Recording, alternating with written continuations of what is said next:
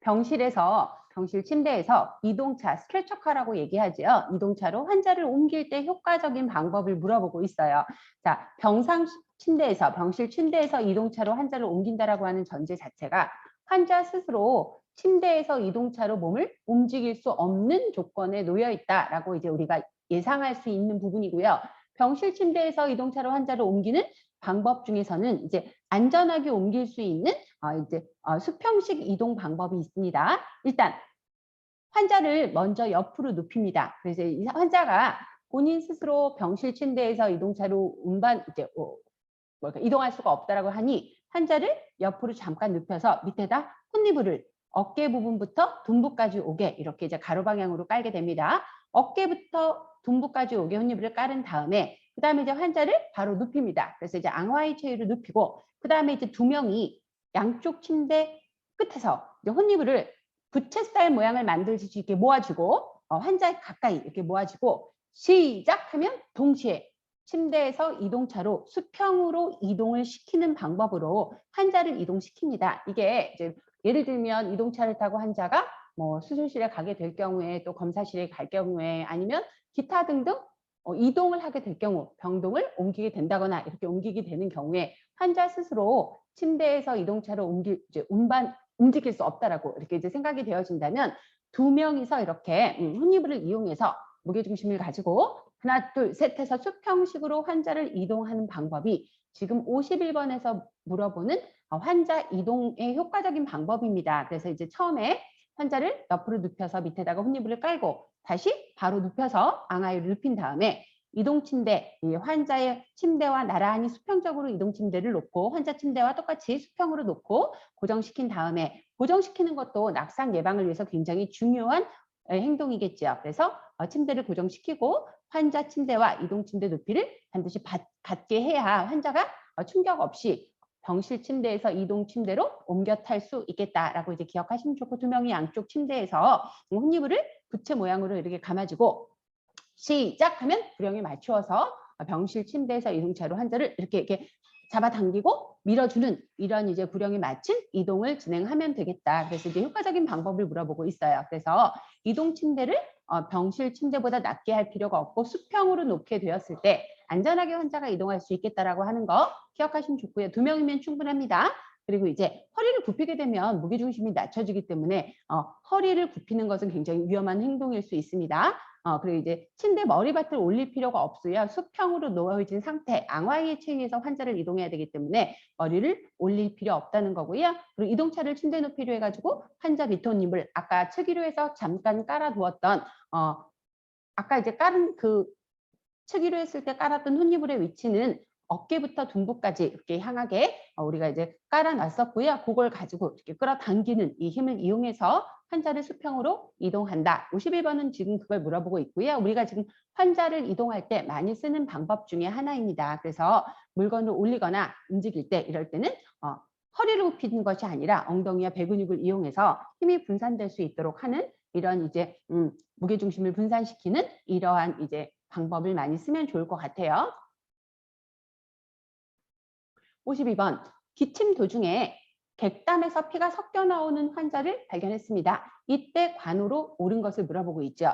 기침을 하면서 객담 안에 붉은 약간 밝은 핏빛이 섞여 나올 때 우리 그걸 뭐라고 하냐면 객혈이라고 하죠. 객혈. 이 객혈이라고 하는 거는 후두에 있는 성대가 있는 후두 아래쪽에 기관이나 기관지 또는 실질적인 폐 조직에서 출혈이 발생을 해서 가래와 섞여서 기침을 통해 밖으로 나오는 형태의 이 양상을 이야기합니다. 그래서 이제 지금 53번은 객혈하는 환자에게 어떤 간호를 하는지를 물어보고 있는데 이런 객혈이 동반될 때는요. 주로 90% 정도가 기관지 동맥에서 출혈이 일어나는 경우들이 많이 있어요. 그런데 대부분의 객혈은 심하지는 않고요. 객혈을 하다가 안정을 취하고 가만히 있게 되면 스스로 지혈이 되는 경우들이 많이 있습니다. 그래서 객혈하는 동안에는 사실은 안정하는 것이 가장 중요한데요. 기침과 함께 이제 가래가 피를 섞어서 밖으로 내보내기 때문에 이럴 경우에 환자가 어디서 객혈을 하는지 우리가 확인할 필요는 있습니다. 병원에서 객혈하는 환자가 객혈이 멎지 않고 24시간 동안 100cc 이상, 100ml 이상의 출혈을 보이게 되면 엑스레이를 찍는다든지 CT를 찍어서 어느 부위에서 출혈이 되고 있는지, 그래서 기관지 동맥 어느 부위인지, 기관지 어느 부위인지 확인해서 치료 부위를 확인해야 되는 부분이 있고요. 여러 가지 치료 방법을 동원해서 가능하면 빨리 지혈이 될 수 있도록 돕는데, 대부분의 경우에는 안정을 취하고 이제 환자가 특별하게 자극을 받지 않으면 저절로 좋아지는 경우들이 많기 때문에, 일시적으로 환자에게는 출혈이 된 이 부위에서 발생하는 우리 이제 질식이라고 하는 위험한 상황이지요. 질식이 되지 않도록 우리가 이제 환자의 상태를 잘 확인해야 되고, 금식시키는 거 굉장히 중요하겠죠. 그리고 환자를 안정시키는 것이 이 상황에서는 가장 중요한 간호중재가 되겠네요. 그래서 금식을 시키고 그다음에 환자를 안정시키는 형태로 우리가 객혈하는 환자의 간호를 가장 중요하게 생각해야 되고요.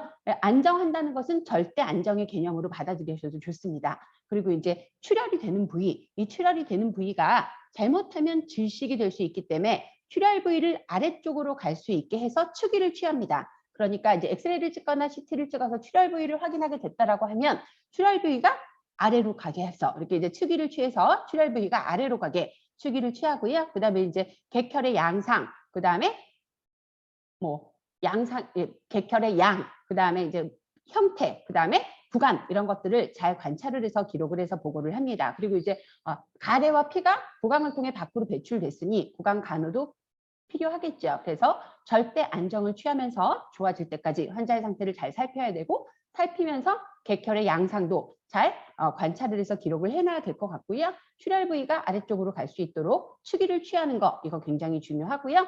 당연히 자극이 되지 않아야 하니 금식은 진행이 돼야 되겠지요. 그래서 여기서는 금식, 그리고 이제 옆에 절대 안정, 그다음에 출혈 부위를 아래쪽으로 가게 하는 추기를 취한다. 물론 이거는 이제 엑스레이를 찍거나 CT를 찍어서 출혈 부위를 정확히 확인한 이후의 체위입니다. 예, 그다음에 구강 간호, 구강으로 객담과 피가 섞여서 가래 형태로 나왔기 때문에 요거를 이제 구강 간호를 통해서 가글링을 한다든지 해서 구강 간호를 진행해야 되겠다. 요거 이제 객혈 환자의 간호, 우리 시험에도 간혹 나오긴 했었습니다. 그래서 52번은 객혈이라고 하는 양상을 여러분들이 이해를 하셔야 되고, 이 객혈은 24시간 동안 100cc 이상에서 뭐 600까지 이렇게 나올 경우에는 굉장히 위험할 수 있다는 거 한번 기억하시면 좋을 것 같아요. 그래서 이제 객혈 한번 같이 확인했습니다. 자, 53번. 입원할 환자를 위한 침상 만들기. 이제 처음에 입원을 할 대상자를 위해서 우리가 이제 빈 침상 만들기에 관한 설명을 이야기하고 있는데요. 이제 침상 만들기는 간호 환경을 조성하는 데 가장 기준이 되는 거죠. 그래서 백인이 실수유는 터진 쪽이 출입문 반대 방향으로 향해서 이제 눈으로 봤을 때 단정한 어떤 환경이 주어질 수 있도록 해다는 거죠. 이 백인이 터진 곳이 예쁘진 않잖아요. 그러니까 출입문에서 반대 방향을 향하게 이렇게 놓으면 좋을 것 같고요. 예, 그리고 빈 침상은 빈 침상의 경우에는 침상 난간은 내려놓지요. 우리가 침상 난간은 환자가 입원해서 침대를 쓰고 있는 상황에서 낙상을 예방하기 위해서 올려놓는 그런 구조물입니다. 그러니 빈 침상, 아직 환자가 입원하지 않았을 경우에 주인이 없는 침대 같은 경우는 침대 난간은 내려놓습니다. 그다음 이제 고무포. 이 고무포는 기본적으로 침뇨가 오염되는 것을 예방하기 위해서 까는 레자로 되어 있는, 이제 어떻게 보면 하나의 침뇨 중에 하나입니다. 그래서 이제 레자 가방, 갈색 가방처럼 생긴 갈색의 레자로 되어 있어서 수분이 흡수되지 않도록 이제 환자 배설물이라든지 아니면 오물이 침상을 적시지 않도록 하게 하는 그런 고무포는요, 기준이 가장 많이 오물이 흘러나올 수 있는 신체 부위를 기준으로 깔립니다. 어디서부터 어디냐?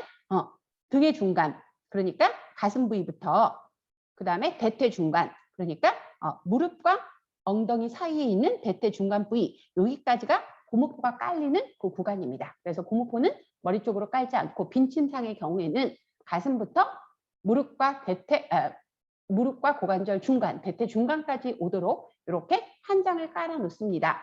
단 수술 후에, 이거 이제 빈 침상이 아니고 수술 후에 환자가 구토할 것을 예상할 수 있는 수술 후 침상의 경우에는 머리도 고무포 한 장 깔고 아래도 깔아서 전체 매트리스가 전부 고무포 2장으로 다 깔리게, 그렇게 이제 침상을 만들어 줍니다. 그래서 이제 머리 쪽으로도 고무포를 깔고 그 아래쪽으로도 한 장 더 깔아서 전체적으로 침상이 전부 고무포 2장으로 깔리게 하는 경우는 수술 후 환자의 침상의 경우에 해당이 됩니다. 그래서 53번은 입원할 환자를 위한 빈 침상 만들기에 대한 설명이기 때문에 4번은 해당되지 않지요. 그리고 이제 윗손이불의 솔기. 요거는 어디로 가게? 위로 가게 펴야 환자에게 자극이 되지 않겠죠. 그래서 윗톱니부의 솔기는 겉으로 보이도록 한다. 그래서 여러분 53번 보면 빈 침상, 입원 환자가 아직 입원하지 않았을 경우에 비어있는 침상을 기본적으로 만드는 방법에 대한 이야기를 물어보고 있습니다. 자, 54번. 고혈압으로 입원한 김씨 할아버지의 혈압을 측정하려고 한다. 13회에서 유난히 어르신들의 이야기가 많이 나오고 있네요. 우리가 나이가 든 분들은 동맥경화가 오면서 자연스럽게 고혈압이라고 하는 내과적 문제를 앓게 되시는 경우들이 많이 있다고 했습니다. 자, 김씨 할아버지의 혈압을 측정하라고 할 때 옳은 것을 물어보고 있네요. 혈압 측정할 때 주의해야 될 것은 상박, 위팔이지요. 알통 나오는 부분이요. 상박의 커프를 감고 그 다음에 커프 아래쪽에 상완 동맥 위치에 청진기를 대죠. 우리가 혈압은 동맥점에서 청진을 하기 때문에 혈압 측정을 할 때는 정맥이 아니고 동맥이라는 곳에 청진기, 스텝토스코프 그 판을 대게 됩니다. 그 다음에 팔과 심장은 동일한 위치에 있어야 정확한 혈압 측정이 가능하지요. 그러다 보니 팔은 심장과 같은 높이로 수평의 위치로 위치하게 하고요. 그 다음에 혈압의 커프가 너무 좁게 되면 혈압이 높게 측정될 수 있어요. 그래서 본인의 나이와 신체 조건에 맞는 커프를 활용해야 되고요. 혈압의 커프가 좁으면 원래 혈압보다 혈압은 높게 나타납니다. 예, 좁으면 높게 나타납니다. 그 다음에 조절기를 풀어서 이제 이렇게 점점 혈압계 눈금을 풀 때는 보통 이제 초당 2mm Hg라고 하는 2칸의 눈금씩 떨어뜨리는 것을 원칙으로 합니다. 그러니까 뭐냐면 1초에 약 작은 눈금 2개가 떨어질 수 있는 속도로 조절기를 풀어야 우리가 눈으로 이 혈압계에 흔들리는 지점을 이해하고 그 다음에 귀로 그 혈압계에 흔들리는 이 바늘에 흔들리는 지점에서 발생하는 소리를 확인할 수 있기 때문에 그 정도 속도로 조절기를 푸는 것을 원칙으로 합니다. 그래서 초당 1초당 2개의 눈금 정도가 떨어뜨릴 정도의 속도로 우리가 조절기를 풀어서 혈압이 측정되는 점, 수축 기압점과 이항 기압점을 확인하게 됩니다. 그래서 54번은 정확히 4번이 조절기를 풀 때 눈금의 이 속도는 1초당 2mm Hg 정도의 속도로 떨어뜨린다라고 하는 거 한번 다시 꼭 확인하시면 좋을 것 같아요. 우리가 송혈압계를 많이 쓰지요. 그러다 보니 조절기를 풀 때 어떻게 푸는지에 대한 방법이 우리 시험에서 여러 방향에서 많이 등장하고 있습니다. 자, 그 다음에 54번. 연령이 증가할수록 혈압은 조금 높아지죠. 왜? 동맥경화라고 하는 증상이 자연스럽게 오는 혈관의 퇴행이기 때문에 연세 드신 분들은 뭐 특별한 내과적인 문제가 없어도 동맥경화라고 하는 혈관의 퇴행 증상과 더불어서 혈압이 조금 높을 수 있다. 그래서 노인의 고혈압은 정상 성인의 고혈압보다 고혈압에 대한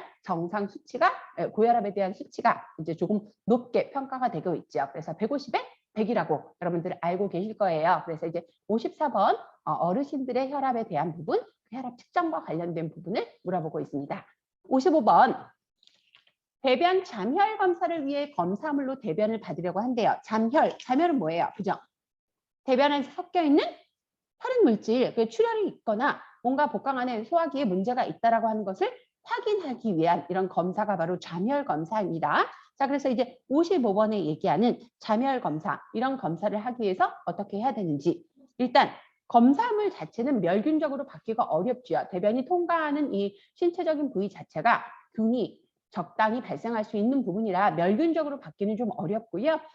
검사물의 양은 강낭콩 크기 약 5g 정도면, 그러니까 엄지손톱 정도보다 조금 크면 됩니다. 2.5cm 정도의 길이. 그러니까 엄지 한 마디 정도가 된다라고 할까요? 그래서 이제 엄지 한 마디 정도, 약 5g 정도의 용량이면 충분합니다. 그래서 검사물 양 이제 2.5cm 정도 되는 5g 정도의 양이 적당할 것 같고요. 그리고 이제 가급적 2시간 이내에 검사실로 빨리 보내면 좋을 것 같고요. 지연 시에는 냉장 보관합니다. 소변도 마찬가지입니다. 그래서 이제 우리가 잠혈 검사할 때 받는 대변은 안에 있는 균에 대한 미생물 검사가 아니기 때문에 검사가 지체될 경우에 대변은 냉장 보관을 해서 보관하고 있다가 검사실로 보낼 수 있습니다. 그러나 2시간 이내에 검사실로 보내는 것이 사실은 더 이제 안전합니다. 예, 그다음에 설사할 경우에 점액도 같이 받아서 한꺼번에 보냅니다. 그래서 이제 설사할 때 이 점액이 발생할 경우에 한 점액도 같이 받아서 대변 검사를 진행하도록 한다는 거 보시면 되고요. 그다음에 이제 검사물에 소변이나 기타 오염된 것이 섞이지 않도록 굉장히 주의를 해야 되는 거예요.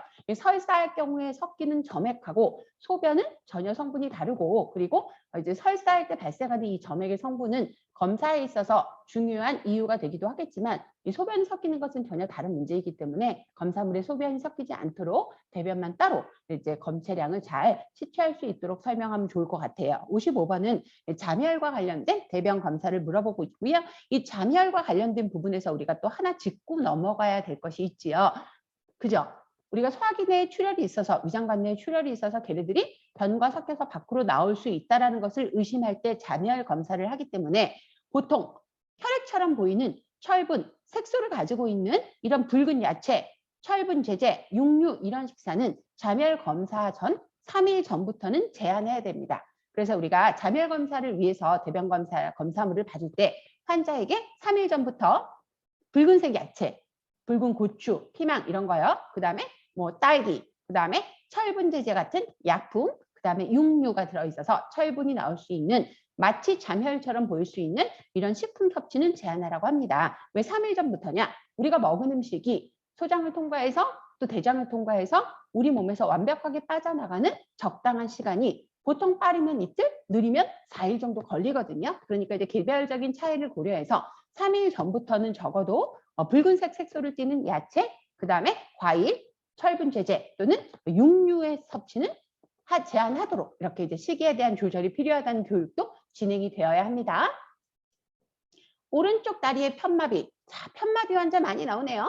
오른쪽 다리에 편마비가 있는 김씨 할아버지가 지팡이를 이용하여 보행 연습을 하려고 한다. 이 설명으로 옳은 것을 물어보고 있네요. 자, 지팡이 보행도끼. 우리 뭐 편마비 환자의 뭐 여러 가지 보행과 관련된 부분이 시험에서 자꾸 반복적으로 나오고 있으니까 이번에는 지팡이를 이용한 보행도끼 연습을 한번 확인해 보도록 하겠습니다. 일단 지팡이는 건강한 쪽에 쥐는 것이 맞겠지요. 편마비가 있는데 지팡이를 줘서 힘을 지지하려고 하면 건강한 쪽에 지팡이를 짚습니다. 네, 그다음에 지팡이는 대상자를 도울 때 지팡이를 짚는 쪽이 건강한 쪽이다 보니까 지팡이를 짚는 반대편, 그러니까 불편한 쪽에서 대상자의 보행을 도와주면 좋습니다. 그래서 조무사는 어느 쪽에서, 그렇죠? 오른쪽에서 도와주면 좋겠죠. 왼쪽에서는 지팡이를 갖고 힘을 발휘하고 있기 때문에 혹시라도 불편한 왼쪽에 이제 우리가 서서 보행을 도와주면 좋을 것 같습니다. 그다음에 건강한 다리야 지팡이에 힘을 줄 수 있도록. 그래서 편마비가 있다 그러니까 왼쪽 다리가 건강하겠지요. 그래서 건강한 다리 왼쪽 다리와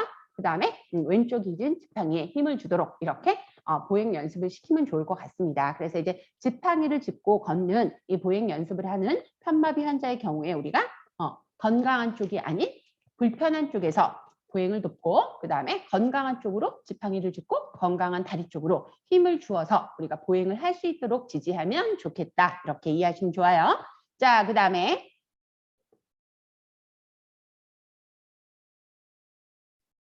홍역을 앓고 있는 영아가 발진 부위, 그죠? 홍역 앓고 있는 과정에서 이제 발진 부위가 굉장히 가렵죠. 우리가 이게 병적 가려움증, 참을 수 없는 가려움증, 얘를 우리가 소양증이라고 얘기하는데요. 이 영아가 발진 부위를 긁으려고 한다고 하면 우리가 팔꿈치 억제제를 적용합니다. 팔꿈치 억제제는요, 영아나 어린아이가 팔을 꿈치 구부리는 것을 방지해서 수술 상처 또는 정맥 주사 부위 또는 가려움증이 있는 피부를 긁지 못하도록 하기 위해서 영아, 그러니까 12개월 미만의 어린아이, 그다음에 아주 어린 아이들 같은 경우는 이 팔꿈치 억제제를 해놓으면 그거를 푸른다는 것까지 사고가 미치지 않기 때문에 팔꿈치 구부리지 않게 하기 위해서 진행하는 억제대가 바로 팔꿈치 억제대입니다. 그래서 정맥 주사를 빼거나 가려운 곳을 긁지 못하도록 영아나 어린아이에게 지지하는 억제대가 바로 팔꿈치 억제대라는 것이고요. 그다음에 이제 자켓 억제대는요, 의식이 온전치 못한 이런 혼돈한 자 또는 진정제를 투여했는데 환자를 억제하기 위해서 환자가 조금 요동칠 수 있을 때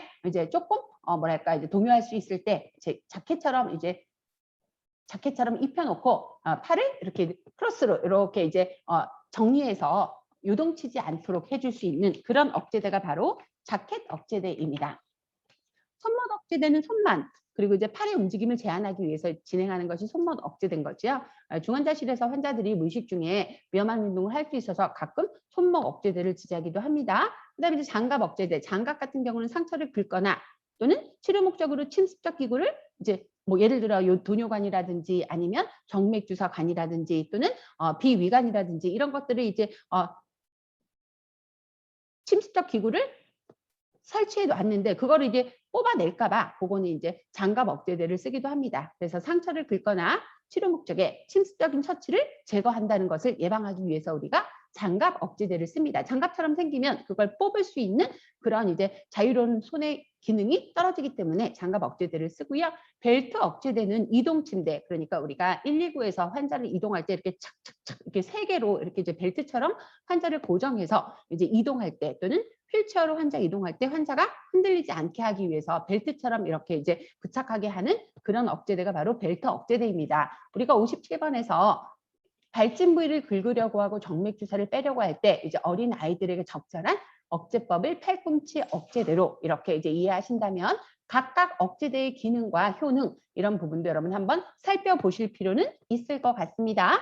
아까 말씀드린 것처럼 상처를 긁거나 치료 목적의 침습적 기구, 그러니까 뭐 예를 들어 도뇨관이라든지 정맥주사관이라든지 배액관이라든지 비위관이라든지 침습적이라는 것은 뭐냐면 안으로 들어갔다는 거예요. 외부에서 물리적으로 안에 힘을 가해서 어떤 물질을 집어넣은 상태, 이런 기구를 제거하는 이런 이제 정상적이지 않은 사고를 갖고 있고 불안정한 심리 상태의 이런 환자들의 이런 제거하는 이런 이제 어떻게 보면 일탈을 예방하기 위해서 끼워 놓는 것이 바로 장갑 억제대입니다. 그 장갑 억제대 같이 기억해 주시면 좋을 것 같아요. 자, 치료적 의사소통에 있어서의 방해 요인은 방어적 태도. 이건 이제 누구에게나 있는 태도라고 생각이 됩니다. 이제 간혹 누군가를 만나서 이야기할 때 남의 얘기는 끝까지 듣지 않고 무조건 말을 끊고 들어와서 굉장히 이제 좀 이제 자기를 보호하려고 하는 이런 태도들을 보이는데요. 이런 방해 요인이 되는 것이 치료적 의사소통에 있어서의 방어적 태도라고 여러분 이해하시면 좋을 것 같아요. 자, 59번. 복부 수술을 한 김씨 아저씨의 수술 상처 소독을 하려고 한다. 이걸 우리가 드레싱이라고 하죠. 외과적 무균에 의한 드레싱에 대한 이야기를 하고 있네요. 상처 소독에 관한 설명. 자, 외과적 무균에 의한 상처 소독의 지침을 한번 살펴봅시다. 복부 수술을 했다면 뭐 어쨌든 장기를 어찌어찌해서 적출을 했거나 잘라내서 문합을 했거나 뭐 큰 수술이었을 거라고 예상이 되어집니다. 그러면 통상적으로 복부 안에 수술 공간 안에 수술했던 그 공간 안에 지저분한 배액 물질들이 압력에 의해서 밖으로 이제 음압의 엄칙에 의해서 밖으로 잘 빠져나오도록 하기 위해서 보통은 배액관을 삽관한 채로 수술을 마무리하거든요. 그래서 이제 이 배액관을 삽관했다라고 우리가 예상할 수 있다면 일단 절개선부터 소독하고 삽입 부위부터 먼 쪽으로 소독을 진행하는 것이 맞습니다. 그래서 배액관이 그 안에 꽂혀져 있다라고 하면 일단 절개한 부위 여기를 먼저 소독을 하고 깨끗한 곳에서 오염된 곳으로 간다는 거죠. 그래서 절개된 부위를 먼저 깨끗하게 소독하고 배액관이 있는 경우 절개된 부분부터 소독을 하고 그다음에 삽입 부위부터 먼 쪽으로 소독을 시행하는 것이 맞습니다. 그래서 삽입 부위 거기가 사실은 열려 있는 공간이잖아요. 그래서 복각 안에 있는 장기들과 가장 오픈이 되어 있기 때문에 절개된 부분부터 소독을 하고 그다음에 삽입 부위부터 먼 쪽으로 가서 소독을 하는 것이 맞다는 거. 그래서 1번은 반대의 개념을 이야기하고 있네요. 자, 그다음에 2번. 상처 왼쪽에서 중심으로 닦는다. 이거는 이제 상처는 안쪽에서 바깥쪽을 향해 소독을 하는 거죠. 그래서 상처 소독의 원칙은 몸의 중심선부터 바깥쪽을 향해 이렇게 이제 가게 되어 있고요.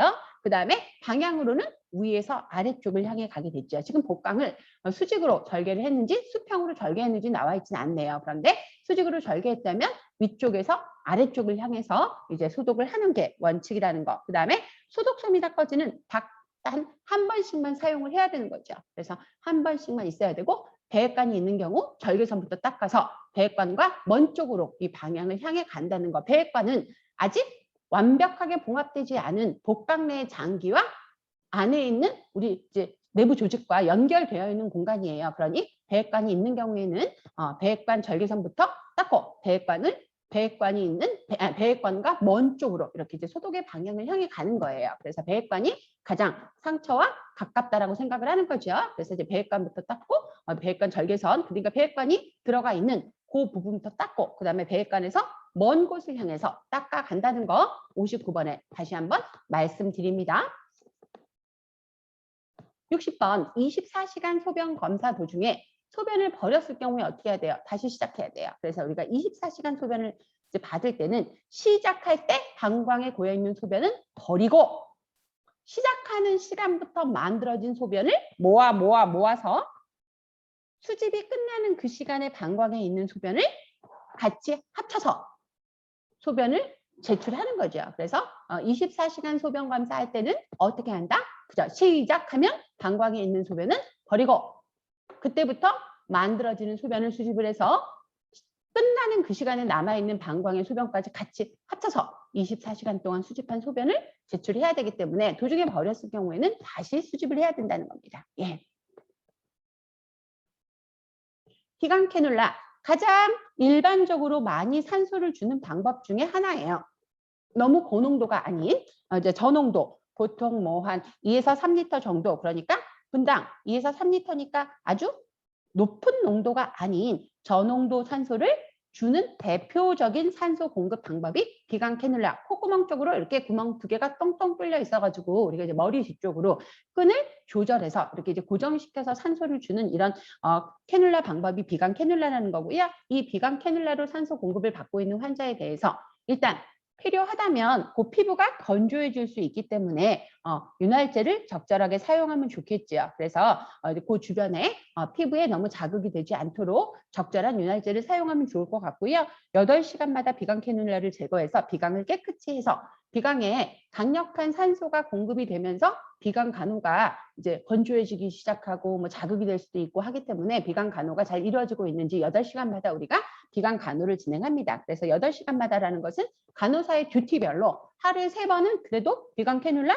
제거해서 비강을 깨끗하게 청결하게 유지하도록 해준다는 거 같이 기억하시면 좋을 것 같고요. 그 다음에 필요하다면 건조하게 하는 피부를 자극하게 하는 이 산소가 나가고 있는 그 공간을 윤활제를 사용해서 부드럽게 이제 정리해 주면 좋을 것 같고요. 분당 보통은 2, 4리터, 2리터, 3리터를 주지만 최대 줄 수 있는 양은 약 6리터 정도예요. 비강 캐놀라는 더 이상의 산소를 공급하기가 어려워요.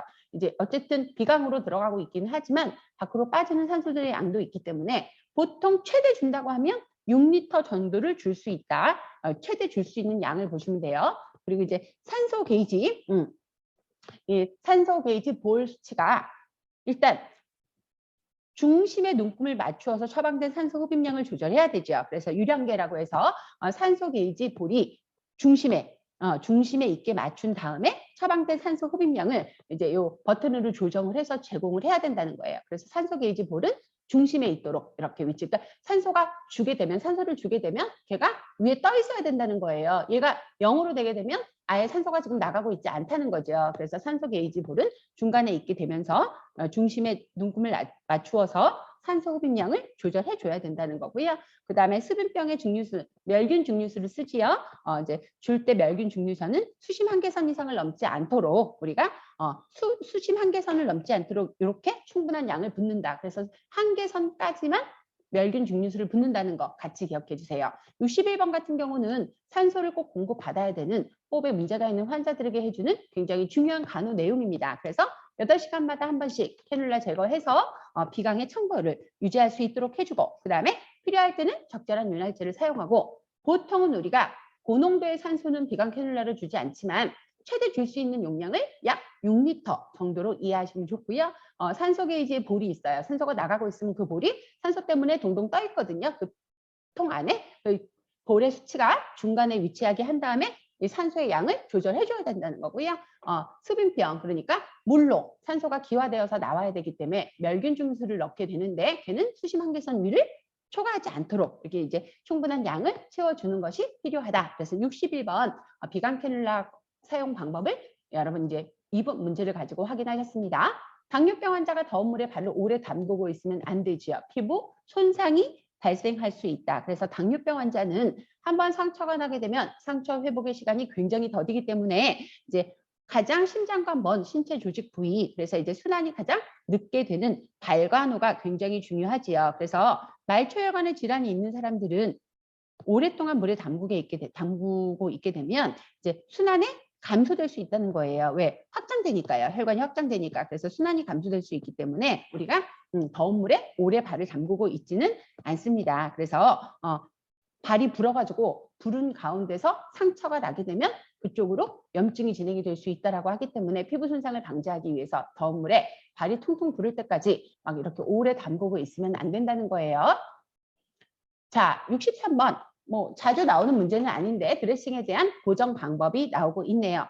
붕대로 전박. 전박은 어디냐면요. 손목부터 팔꿈치까지 그 사이에 있는 앞쪽 팔이 전박입니다. 그러면 팔꿈치부터 어깨까지 있는 그 윗팔, 윗팔은 뭐라고 하냐? 우리가 상박이라는 표현을 많이 쓰죠.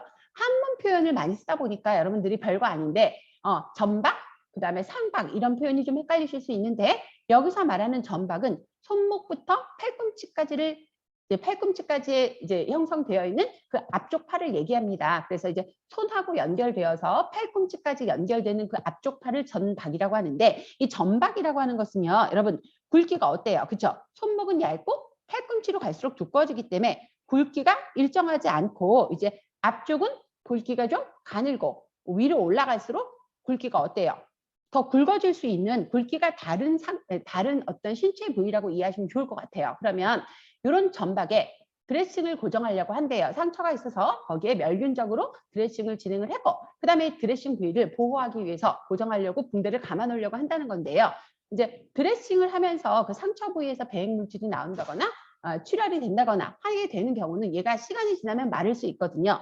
마르게 되게 되면 어떻게 돼요? 고기가 마르게 되게 되면 수축이 되죠. 수축이 되어 있는 상태에서 꽉꽉 감아 놓게 되면 그건 나중에 순환의 문제를 일으킬 수 있어요. 그래서 젖은 드레싱, 그러니까 축축한 드레싱이나 배행 물질이 있는 상처 부위에 붕대를 적용할 때는 마르면서 수축이 되어서 조여질 수 있다라고 하는 것을 감안해서 조금 느슨하게 감으면 좋아요. 이 전박처럼 전박이라고 하는 것은 제가 앞쪽 팔을 얘기한다고 그랬어요. 그 굵기가 다른 손목 쪽은 얇고 그다음에 팔꿈치 쪽은 두꺼운 경우에는요. 얘는 나선절전대라고 하는 붕대법을 씁니다. 자, 그러면 나선절전법은 어떤 붕대법이냐?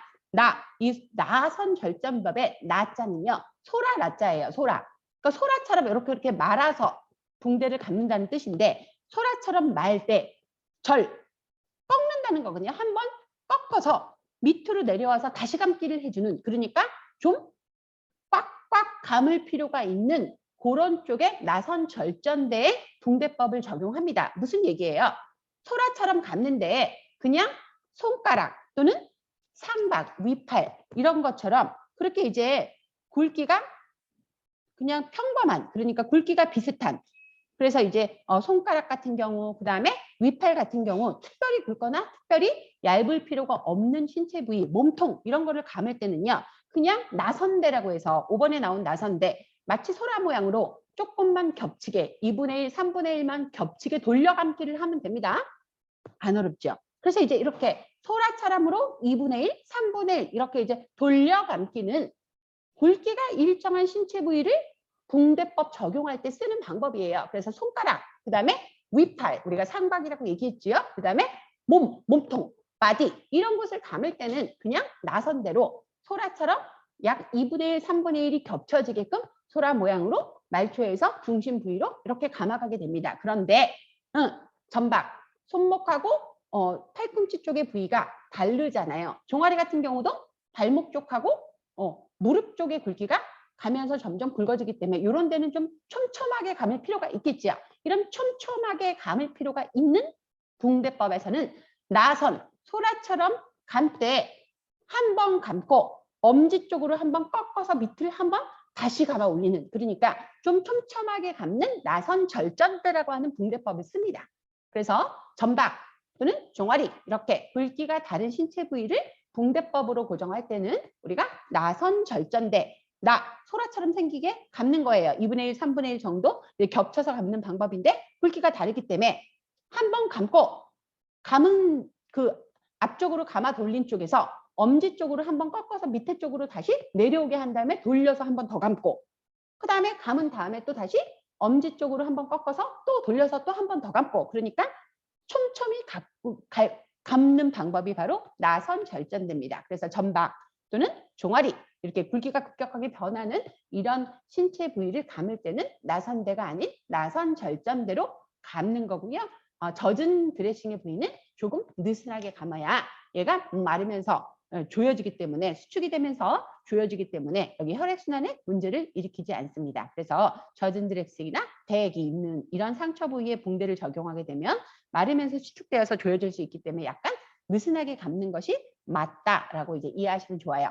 63번은 이 문제를 가지고 신체 부위에 많이 적용하는 붕대 방법 한번 확인해 보셨습니다.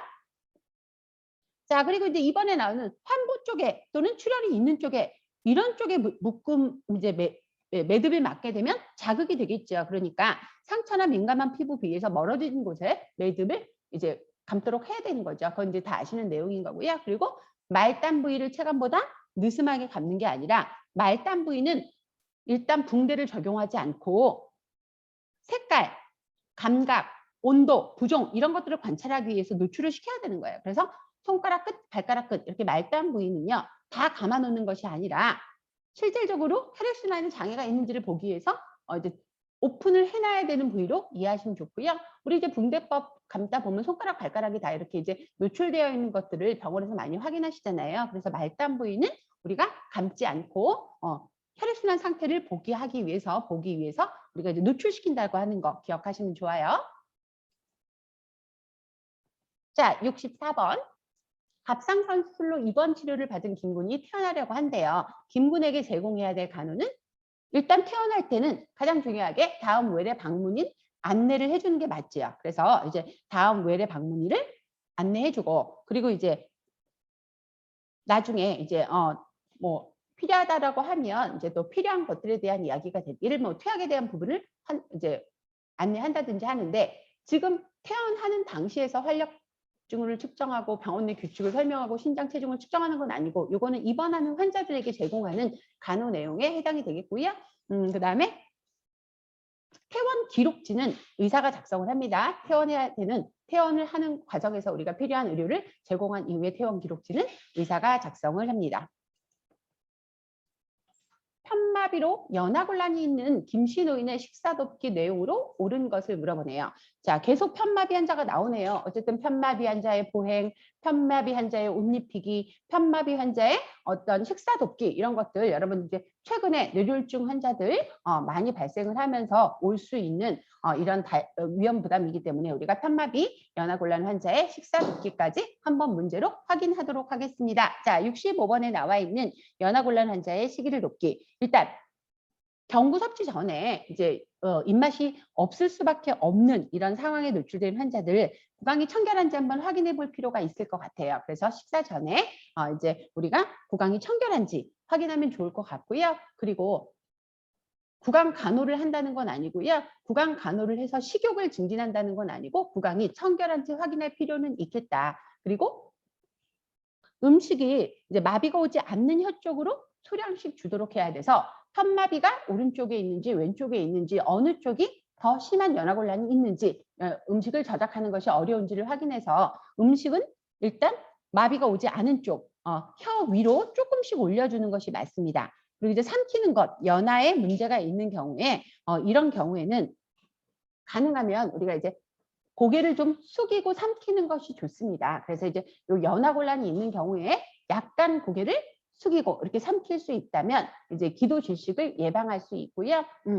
그리고 물을 먹일 때는 온도를 체크하고 먹여야, 우리가 이제 마비가 있기 때문에 물의 온도가 적절하게 체크되기 어렵다는 거 잘 확인하셔야 되는 거예요. 감각장애 있는 분들은 당연히 뜨거운 거, 차가운 거에 대한 이제 감수성이 떨어지게 되겠죠. 그래서 물을 마시게 할 경우에는 온도를 체크하고 먹이도록 하는 것이 좋고요. 반고형식, 그다음에 잘게 썬 음식은 식욕을 일으키지 않는 면이 있을 수 있기 때문에, 이런 거 이제 반고형식이나 잘게 썬 음식을 주다 보면 환자가 음식 먹는 것에 그렇게 이제 흥미가 생기지 않을 수 있거든요. 그렇기 때문에 색, 향 이런 것들을 조금 더 예쁘게, 그다음에 향이 좋은 음식으로 제공하는 것이 좋은 식사를 제공하는 방법이기도 합니다. 그래서 물을 먹일 때 온도를 체크하고 먹이도록 한다는 건 너무 자연스러운 이 편마비 환자의 식사 돕기 내용인데요. 음식은 고형 형태가 아니라 반고형 형태. 그다음에 잘게 썬 상태로 제공한다는 거 기억하시면 좋지요. 그래서 이분들은 저작이 불가능하기 때문에 반고 형식이나 잘게 썬 상태로 음식을 제공한다는 거. 그리고 이제 이런 것들은 식욕을 좀 떨어뜨리는 식사가 되기 때문에 이럴 때는 향이나 색 이런 것들을 좀 신경 써서 제공하면 좋겠다라고 기억하시면 좋을 것 같아요. 그래서 편마비 환자와 관련된 이제 식사 돕기도 한번 확인이 됐습니다. 자, 유치원생에게 손 씻기 교육을 시키려고 할 때 적절한 방법 시범이죠. 모든 교육에 있어서 일단 가장 좋은 동기부여가 강화되는 이 교육 방법은 시범 교육입니다. 꼭 유치원생뿐만이 아니고 간호교육도 마찬가지예요. 여러분 이제 비대면이 아닌 대면이 되었을 때 저희들을 만나서 주사 실습이라든지 바이탈 사인 측정하는 것과 관련된 직접적인 시범 교육을 받게 되시게 되면 굉장히 동기부여가 강해지시거든요. 자, 그래서 요 이제 시범 교육이라는 것은 동기부여를 강하게 올릴 수 있는 그런 집단 교육인 걸로 그렇게 이해하시면 좋아요. 자, 67번 또 나오네요. 1980년 농어촌 보건의료를 위한 특별조치법에 의해서 국가에서 1차 보건의료를 제공하기 위해 설치된 기관은 뭐다? 보건진료소. 그래서 1차 진료기관으로 여러분들이 이해하셨죠?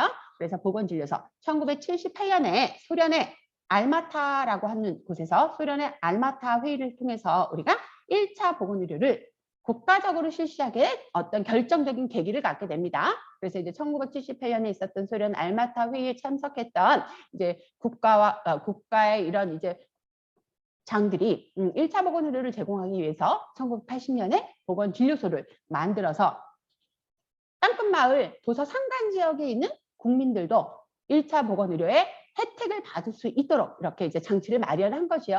보건진료소. 1차 진료기관으로 우리가 이해하셨습니다. 식중독 발생 증가에 영향을 미치는 요인으로 볼 수 있는 것. 그죠? 최근에는 우리가 집에서 안전하게 처리된 음식을 먹는다기보다도 요기요, 배달의민 뭐 이런 거 통해 가지고 이제 주문 음식을 많이 먹지요. 그러다 보니까 외식이 증가되게 됐죠. 나가서 먹는 외식이 아니라 밖에서 만들어져 가지고 집으로 배달되는 이런 음식을 먹게 되다 보면 우리가 이제 조리 경로, 그다음에 식품의 안전 상태를 직접 확인하기가 어렵기 때문에 비싸게 맛있게 먹고 구토복통 설사를 일으키는 위험한 식중독에 노출되는 경우도 많습니다. 저도 이제 최근에 웬일인지 모르는데 며칠 동안 굉장히 이런 소화기 증상으로 불편했던 적이 있어요. 굉장히 더웠고 그다음에 식수 안전이라든지 식품의 어떤 제조 과정에서의 안전 이런 것들이 제대로 지켜지지 않는 사회에 살다 보니 어떤 음식을 먹고 구토복통 설사를 일으킨다든지 탈수 증상을 경험하는 이 식중독이 여름에는 굉장히 많이 증가되는 경향을 확인할 수 있습니다. 자, 68번의 식중독 발생 증가에 영향을 미치는 지금 시점에서의 이 사회는 외식 증가와 관련된 부분입니다. 우리는 이미 손을 자주 씻고 있고요. 법에 의해서 식품위생관리가 확립이 되고 있는 사회에 살아가고 있지만 그리고 개인위생도 철저하게 지키려고 하고 있지만 환경위생도 철저하게 지키자고 하는 계몽이 이뤄지고 있지만 결론적으로는 어떤 원료가 어떤 조리 과정을 통해서 어떻게 만들어져서 어떠한 경로를 통해 내 집에 배달되고 있는지를 확인하기는 좀 어려운 환경이라는 거죠. 이게 가슴 아픕니다. 자, 69번 터널공사에서 굴착 작업. 굴착하면 레이노드씨 질병. 레이노드씨 질병은 지난 시간 모의고사에서도 한번 얘기를 했죠. 그래서 이제 여기서 말하는 레이노드씨 질환, 연마기, 차감기, 굴착기 이런 것들에 대해서 지속적으로 노출된 이제 직업병의 하나로 우리가 레이노드씨 질환을 이야기할 수 있고 말초에 계속 자극이 되면서 말초 혈관 순환에 장애를 일으켜서 청색증, 감각 이상, 통증을 호소하는 이런 이제 직업병을 바로 우리가 레이노드씨 질병이라고 알고 있습니다.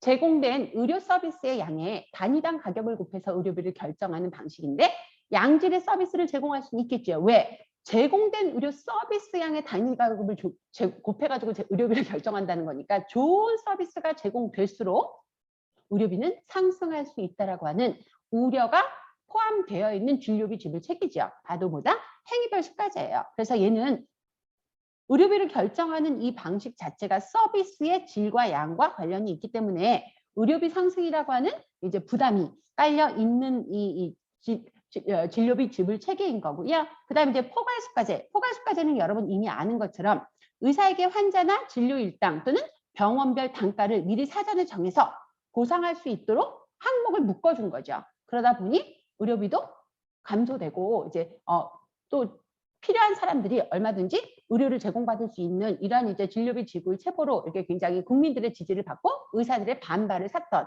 그런 수가제가 바로 포괄수가제입니다. 그래서 얘는 의사한테 환자나 진료 일당 또는 병원별 단가를 미리 산정해서 국가에서 정해놓고 보상할 수 있도록 이렇게 진료비 지불 보상 방식을 제안하고 있기 때문에 의사들이 굉장히 많이 반발했었습니다. 그러나 우리나라는 앞으로 이 포괄수가에 해당되는 진료 내용을 더 이제 확대하겠다라고 하는 이제 그런 의지를 가지고 있습니다. 국가에서. 자, 그다음에 총액계약제. 총액계약제는요.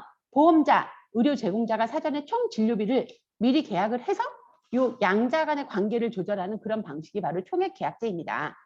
그러면 인두제는 지역사회에서 의사에게 등록된 환자 인구 수에 따라서 사전에 일정한 보상액을 지불하게 하는 그런 이제 방식이 바로 인두제인 거죠. 그래 머릿수에 대해서 환자 수, 인구 수에 대해서 일정한 보상액을 지불받게 하는 이런 이제 방법이 바로 인두제고요. 봉급제는 의료인의 자격, 연령, 교육 수준 뭐 이런 것들을 다 개별 능력에 따라서 보수 수준을 정해가지고 일정한 기간에 급여를 급료를 받게 하게 하는 진료비 지불 체계가 봉급제인 거예요. 그래서 이제 의사의 각각 나름의 이제 커리어에 따라서 이제 봉급의 그 규모는 달라질 수 있는 거죠. 그래서 1, 2, 3, 4, 5번에 각각 해당되는 진료비 지불 서비스 체계 여러분들 많이 했던 내용이에요.